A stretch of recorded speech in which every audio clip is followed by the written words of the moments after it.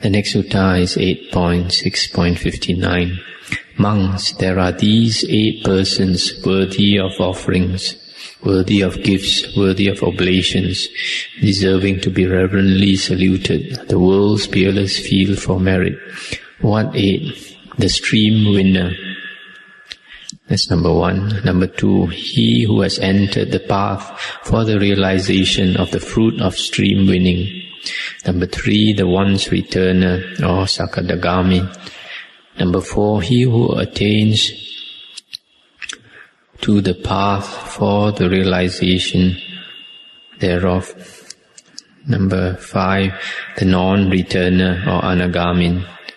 Number 6, he who attains, he who has entered the path for the realization of the fruit of non-returning.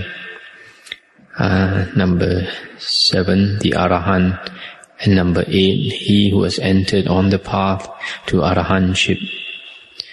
That's the end of the sutta. So here the Buddha is talking about 8 persons who are Aryas. And you notice it is 8 persons, not 4 persons. Because in the Abhidhamma, the path attainment is supposed to be followed immediately the next moment by the fruition. But this is not so in the suttas. In the suttas you have 8 persons, which means that path attainer actually exists for you to make offerings to. So it does appear in the suttas that path attainment and fruition attainment can take quite some time. They are apart, quite some time apart, not necessarily one following the other immediately. The other thing you notice is that these terms, Sotapanna, Sakadagamin, Anagamin and Arhan, are all fruition attainers. They're all fruition attainers. Here in this book they have translated wrongly. They have translated the stream winner and he who attains to the realization of the fruit of stream winning. So from this translation it appears like the stream winner, Sotapanna, is a path attainer. But actually when I check the Pali translation, I find that the terms Sotapanna, Sakadagamin, Anagamin and Arahant are fruition attainers. The next sutta is 8.7.62. Monks, possessed of 6 qualities, a monk is enough for self, enough for others. What 6? Herein a monk is quick to grasp the subtle doctrines or Dhamma. Number 2, he remembers those heard. Number 3, he reflects on the meaning of those remembered. Number 4, knowing both the letter and the spirit, he walks in conformity with Dhamma. Number 5, he has a pleasant voice, a good enunciation, is urbane in speech, distinct, free from hoarseness and informative. Number 6, he is one who instructs, incites, rouses and gladdens his companions in the holy life. And then possessed of these 6, a monk is enough for self, enough for others. I'll just stop here for a while just to recapitulate. There are 6 qualities which makes a monk, which benefits a monk as well as benefits others. Number 1, he is quick to understand the Dhamma. Number 2, he remembers the Dhamma. Number 3, he reflects on the meaning of the Dhamma. And number 4, he walks in conformity with Dhamma. Number 5, he has a pleasant voice. Number 6, he is one who instructs and encourages his companions in the holy life. Now to continue. Likewise, possessed of 5 qualities, a monk is enough for self and enough for others. What 5?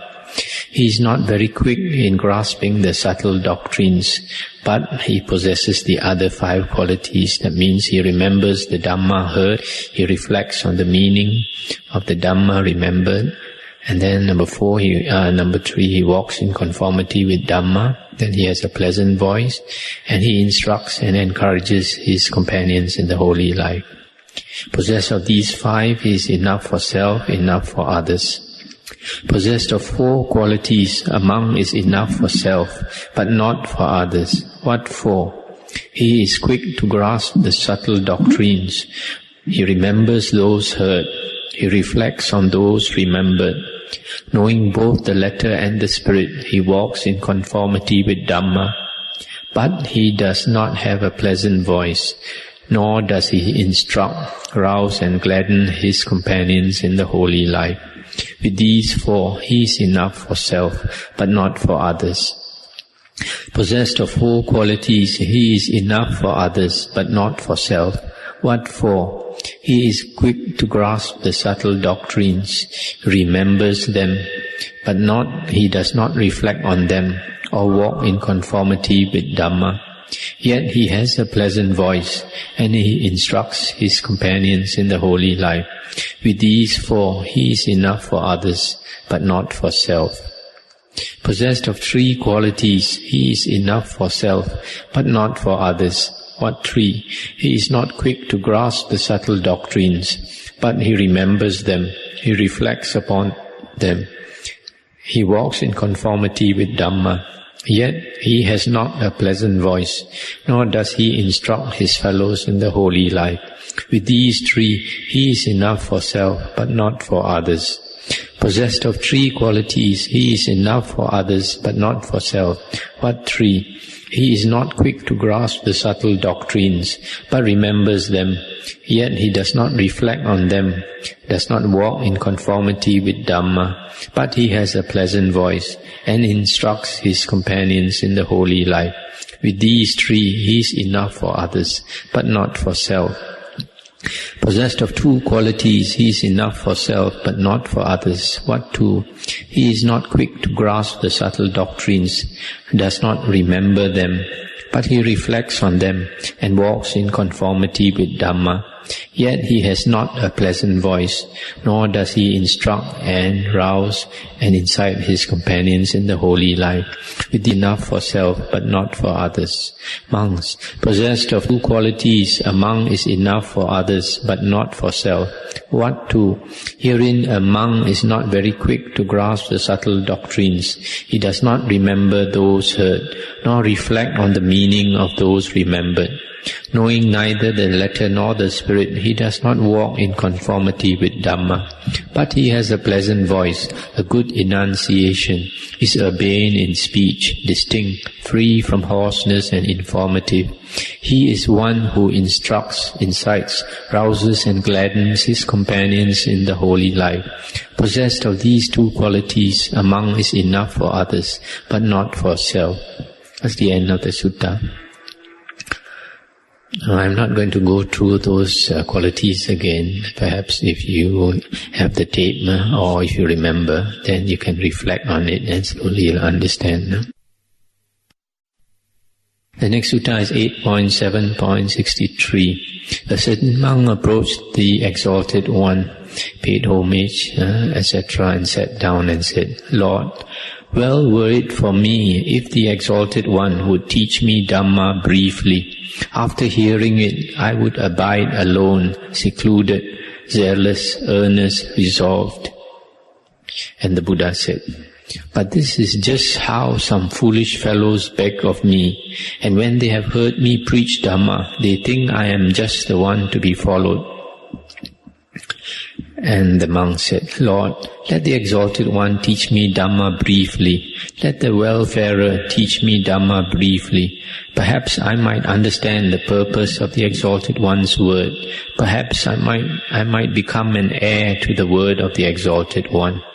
And the Buddha said, wherefore, monk, you must train yourself thus. Inwardly my mind shall become firm and well composed, and evil and unwholesome states which arise and overwhelm the mind shall find no footing. Thus indeed, monk, must you train yourself. I just stopped here for a moment. This advice the Buddha gave is a very good advice. He's telling the monk to Make the mind firm and well composed, so that the evil and unwholesome states of mind can find no footing to arise. That is the purpose of samadhi, strong concentration. And the purpose is that these hindrances, these unwholesome states of mind shall not arise because they have no footing to arise. Now the Buddha continued, when monk, inwardly your mind is firm and well composed, and evil and unwholesome states which arise and overwhelm the mind find no footing, then monk, you must train yourself thus. Radiation of goodwill by the mind shall become by me, continuously developed, made a vehicle of, made a basis, exercised, augmented, thoroughly set going. Thus indeed, monk, must you train yourself. When monk, this concentration is thus made become, and when monk, this concentration is thus made become and developed by you, then you should make become this concentration with initial and sustained application. Make it become without initial application, but with sustained application only. Make it become without either initial or sustained application. Make it become with rapture or delight, piti. Make it become without rapture. Make it become accompanied by pleasure, sukha. Make it become accompanied by equanimity. When monk, this concentration is made become by you, and well made become, then monk, you must train yourself thus. Radiation of compassion, joy, equanimity by the mind shall be made become by me, continuously developed, made a vehicle of, made a basis, exercised, augmented, thoroughly set going. Thus indeed, monk, must you train yourself. When monk, these concentrations are thus made become and developed by you, then you should make these concentrations become with initial and sustained application, etc. Make them become accompanied by equanimity. I'll just stop here for a moment. So here you see the Buddha is advising the monk, firstly to make the mind firm and composed. Then after that he asks the monk to practice radiation of goodwill by the mind, metta, goodwill or loving kindness, to develop the metta. And then after that to develop the concentration with initial and sustained application, that is vitakka and vichara. And then make it become without initial application but with sustained application. Then make it become without either initial or sustained application. That is the second jhana. With initial and sustained application is the first jhana. Without initial and sustained application is the second jhana. And make it become with delight or rapture, piti, and then make it without piti, and then make it accompanied by pleasure, accompanied by equanimity. These are different stages of jhana, going from the first to the second to the third to the fourth jhana, because the fourth jhana is a state of pure equanimity and mindfulness. And then after that the Buddha advised the monk to practice compassion, joy and equanimity, the other four Brahma Viharas. These are all the Brahma Viharas. And after developing practicing it, to practice the concentrations one by one. Now to continue, when monk, these concentrations are made become by you and made well become, then monk, you must train yourself thus. As to the body, looking upon the body, I will live strenuous, mindful and aware, overcoming the hankering and dejection common in this world. Thus indeed, monk, you must train yourself. When monk, this concentration is thus made become and developed by you, then make this concentration become with initial and sustained application, without initial application, but with sustained application, then without initial and sustained application, etc. When monk, this concentration is made become by you and well made become, then monk, you must train yourself thus, as to feelings, looking upon feelings, etc., as to the mind, looking upon mind, as to Dhamma, looking upon Dhamma, I will live strenuous, self-possessed and mindful, overcoming the hankering and dejection common in this world. Thus indeed, monk, you must train yourself. Stop here for a moment. So here the Buddha is advising the monk, after developing the concentration, to practice the Satipatthana, mindfulness, with regard to abide, contemplating the body, contemplating feeling, contemplating mind, and contemplating Dhamma. These are the 4 objects of Satipatthana. Then the Buddha continues, when monk, this concentration is thus made become and developed by you, then you should make this concentration become with initial and sustained application. Make it become without initial application, but with sustained application only. Make it become without either initial or sustained application. Make it become with rapture. Make it become without rapture. Make it become accompanied with pleasure. Make it become accompanied with equanimity. When monk, this concentration is made become by you and well made become, then monk, just to whatever place you go, you shall go in comfort. Wherever you stand, you shall stand in comfort. Wherever you sit, you shall sit in comfort. And wherever you make your bed, you shall lie down in comfort. And the monk, roused by the Exalted One's exhortation, got up from his seat, saluted the Exalted One, and departed, passing him by on his right. Now not long after, dwelling alone, secluded, zealous, earnest, resolved, that monk attained to and abode in that unsurpassed goal of the holy life, realizing it by personal knowledge in this life, for the sake of which clansmen rightly go forth from the home to the homeless life. And he fully realized, birth is destroyed, lived is the holy life, done is what had to be done, there is no more of this to come. And that monk was numbered among the Arahants. That's the end of the sutta. So in this last part, the Buddha is again asking the monk to practice the concentrations in stages, very systematically. And then the Buddha says, when he has developed up to the concentration accompanied by equanimity, which is the 4th jhana, then the Buddha says, when this concentration is made become or developed by you and well made become, then monk, just to whatever place you shall go in comfort. Wherever you stand, you shall stand in comfort. Wherever you sit, you shall sit in comfort. And wherever you make your bed, you shall lie down in comfort. This is the result of attaining the 4th jhana.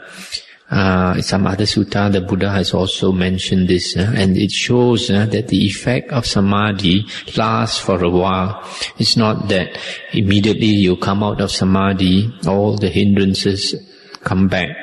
And it is precisely because the hindrances are in abeyance that this monk can go everywhere in comfort.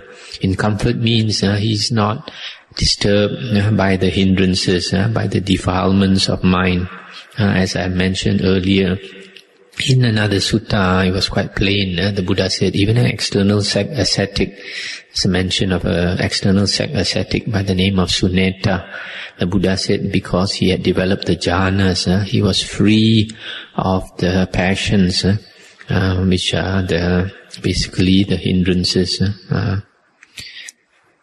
So that's the end of the sutta. You notice that the Buddha is a very systematic teacher. You see, he talks about attaining the jhanas in very different, many different levels. He's very, very systematic. You can see he asked the monk to practice the first stage with initial and sustained application. Then get rid of the initial application and go into that state with sustained application only. And then after that, to go to the next stage without initial or sustained application. And then after that, the next stage with piti. And then the next stage without piti. And then the next stage with sukha, pleasure. And then after the next state after that, after dropping sukha, then you abide in equanimity. So you can see the Buddha is a very systematic teacher. He practiced very systematically and he taught very systematically. That is the one of the advantages of studying the suttas. We learn to do things very systematically according to the teachings of the Buddha. The next sutta, 8.7.64. Once the Exalted One was staying on Gaya head at Gaya, and there he addressed the monks, saying, "Monks, Lord," they replied. And the Exalted One said, "Monks, before my awakening, while I was not yet completely awakened, and but a being awakening, I perceived auras, but I saw no forms. Monks, to me there came the thought, if I were both to perceive auras and to see forms, seeing and knowing jnana dasana within me would be thus better purified. Monks, later on, living zealous, earnest, resolute, I both perceived the auras and saw the forms, but I did not stand with, talk to, or engage in conversation any of those devas." I just stop here for a moment. The Buddha is saying that first he perceived the auras of these devas, sort of a brightness of the devas, but he could not see the devas properly. So he decided that if he could both see the auras as well as see the forms of the devas, then his jnana dasana, seeing and knowing, would be better purified.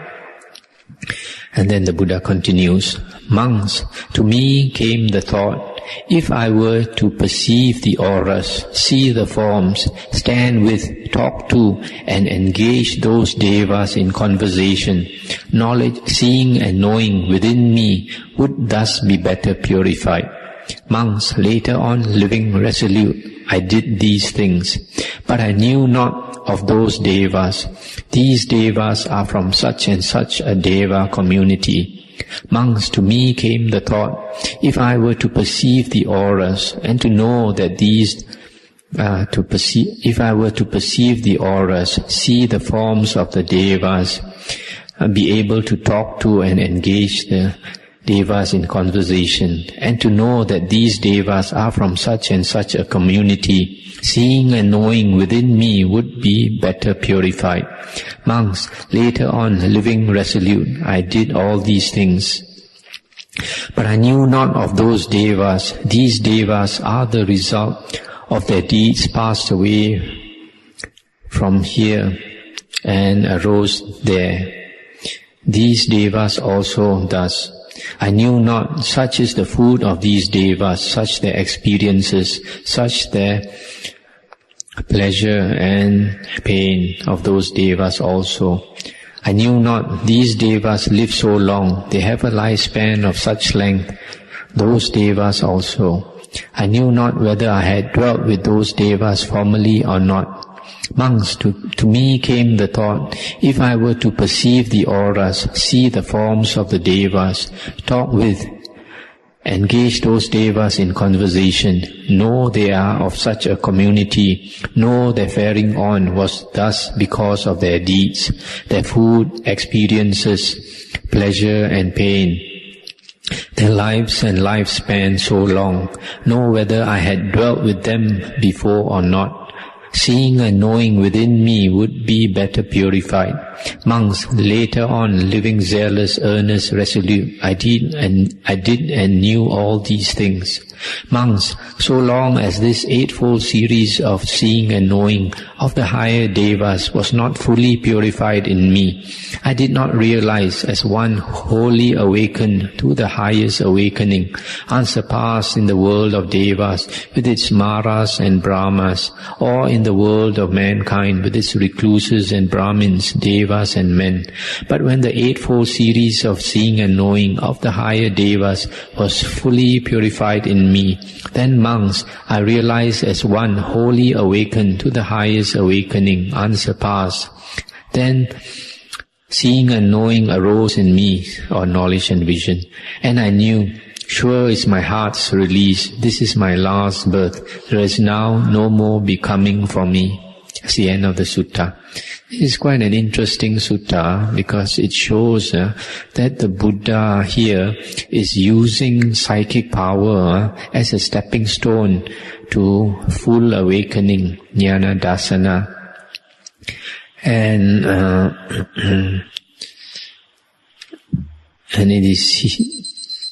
it is very clear from here that the Buddha cultivated the psychic powers in stages, and because of that, the Buddha said he had the full awakening as a Samma Sambuddha.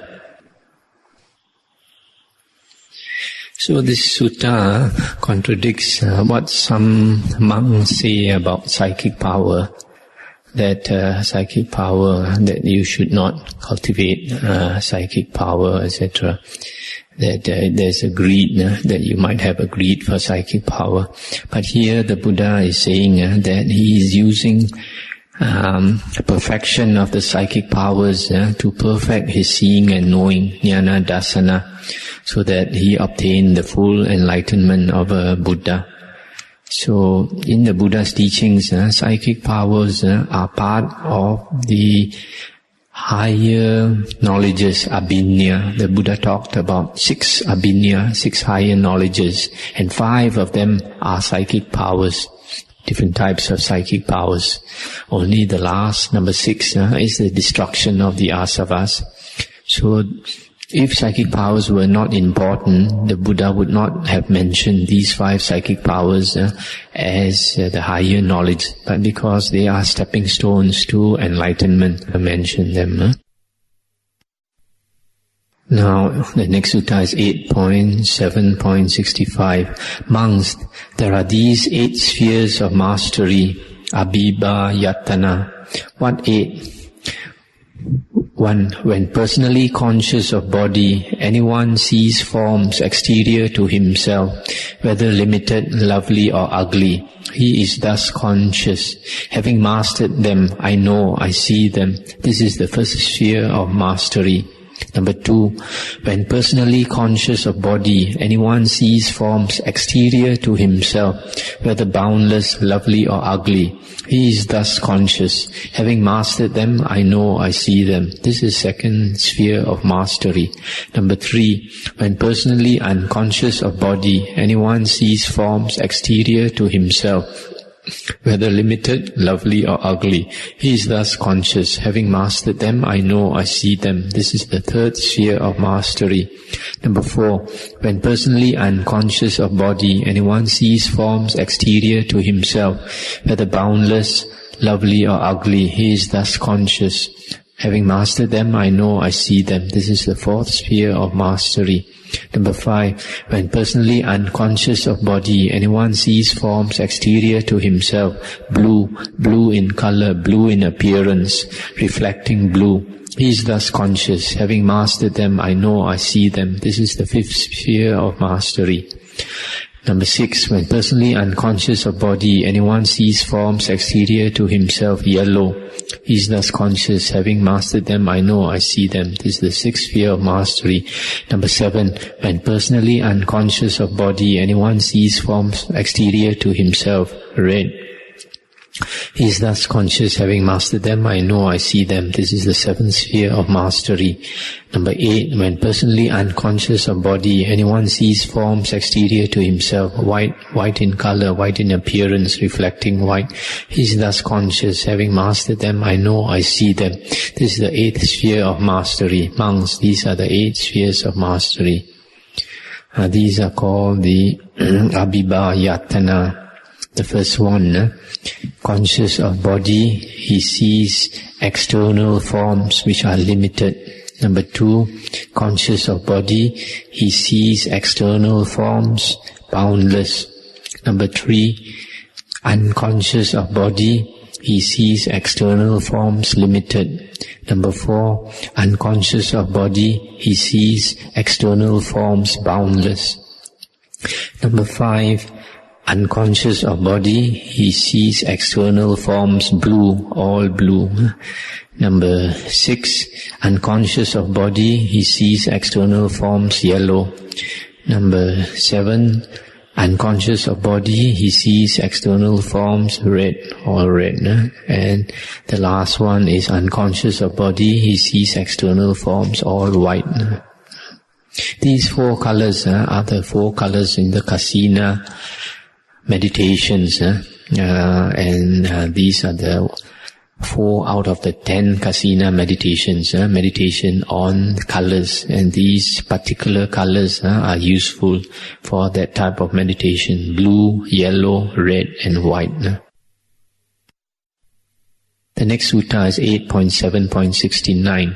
Monks, there are these 8 assemblies. What 8? Assemblies of nobles, of Brahmins, of householders, of recluses, of devas, of the 4 royal devas, of the 33 devas, of Maras and of Brahmas. Now monks, I call to mind, having visited many hundreds of times an assembly of nobles, of Brahmins, of householders, of recluses, of the 4 royal devas of the 33, of Maras, of Brahmas, and before even I had seated myself among them, or had spoken to them, or had engaged them in conversation, whatever their color, that I became, whatever their language, that became mine. And I instructed them, incited them, roused them, and gladdened them with Dhamma discourse. And they knew me not when I spoke, but reasoned among themselves, saying, Who is this who speaks, man or deva? Then when I had instructed, incited, roused and gladdened them with Dhamma discourse, I vanished. And they knew me not when I was gone, but questioned each other, Who is this who has vanished, man or deva? Monks, these are the 8 assemblies. That's the end of the sutta.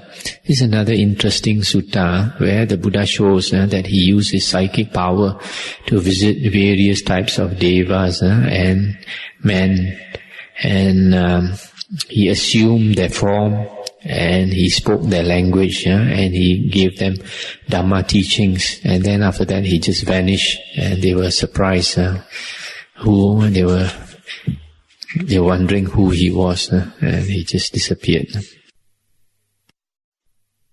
The next sutta is 8.8.74. It was at Nadika in the brick hall, and the Exalted One addressed the monks, saying, Mindfulness of death, monks, when made become, when developed, is very fruitful, of great advantage, merging and ending in the deathless.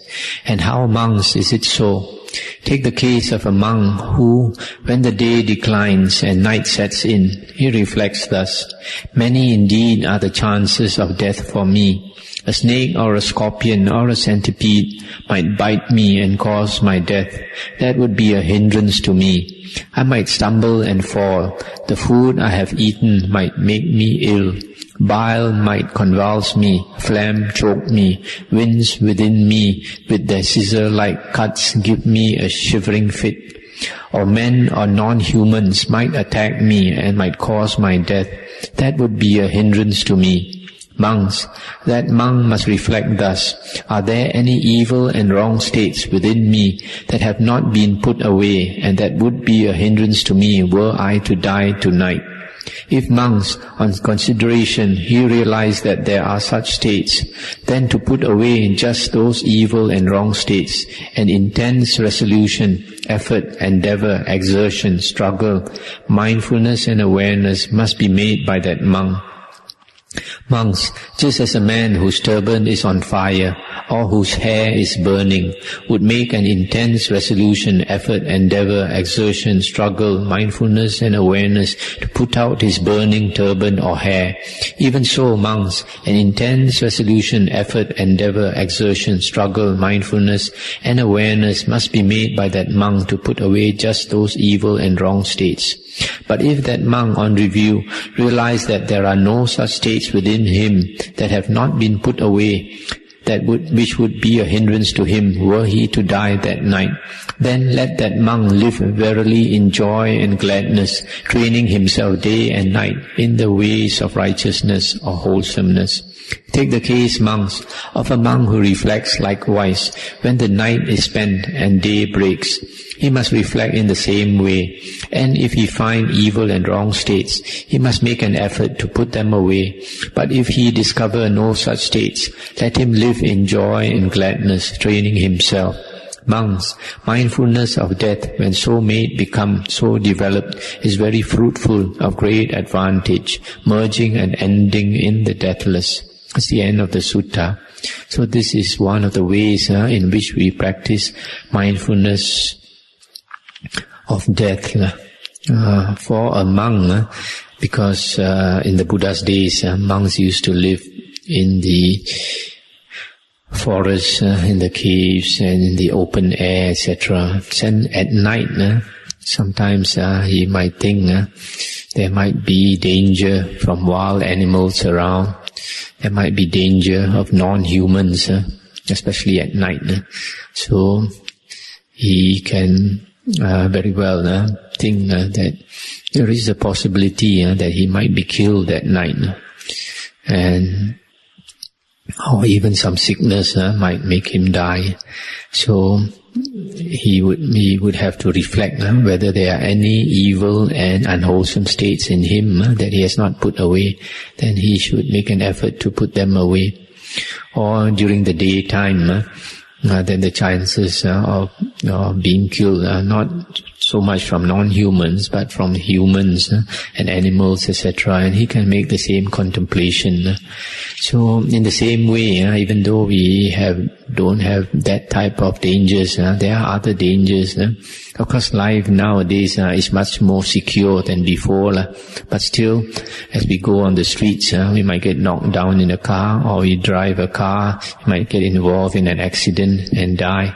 So we still can make such contemplation. The point here is that we must examine ourselves and see whether we have any unwholesome states in us which have to be got rid of. Otherwise, if we were to die, then these unwholesome states would pull us down to woeful planes of existence. So sometimes to understand our unwholesome states, we have to see how people treat us. Sometimes if we have conflicts with other people, then that is a good chance to learn our unwholesome states, because sometimes it's not easy for us to admit the unwholesome states, the defects in our character, but other people can see them. And when other people see them and don't like it, then they cause problems for us. Then that is a good way to understand our weaknesses.